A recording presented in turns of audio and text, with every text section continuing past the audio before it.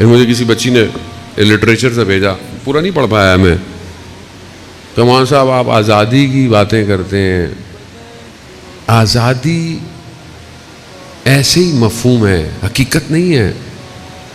کہا کہ کیسی آزادی؟ کہا میں اپنے بدن میں قید ہوں، اگر فزیکل جو لاز ہیں، میڈیکل لاز ہیں، میں ان کو فالو نہیں کروں تو میں مریض ہو جاؤں گی۔ ہوا کہاں آزاد ہے؟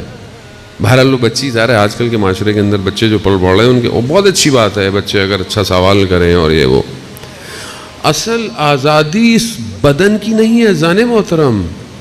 بدن ہو سکتا ہے 7 سال 14 سال قید ہو، نفس آزاد ہونا چاہیے، نفس آزاد ہو۔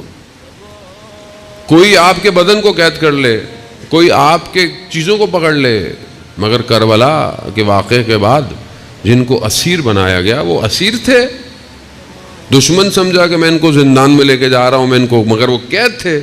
انہوں نے تو پوری دنیا کو آزاد کروایا ہے، قیامت تک کی یزیدیت کے نظام سے انہوں نے آزاد کرایا۔ وہ آزادی اسے کہتے ہیں۔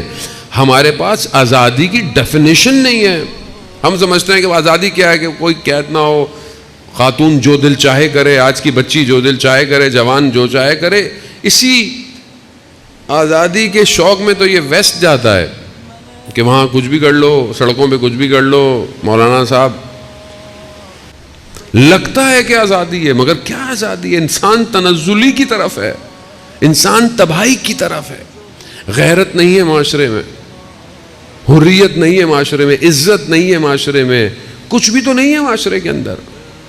ہمیں لگتا ہے کہ بہرحال انسان اگر لخت ہو جائے، لباس سے جو کھول دے، تمہاری آزادی ہے، تو پھر تو جانور سب سے زیادہ آزاد ہے دنیا کے اندر۔ اللہ نے اپنے انبیاءوں کو کیوں بھیجا؟ کہ انہیں حقیقی آزادی دے۔ کس سے؟ جہنم کی آتش سے۔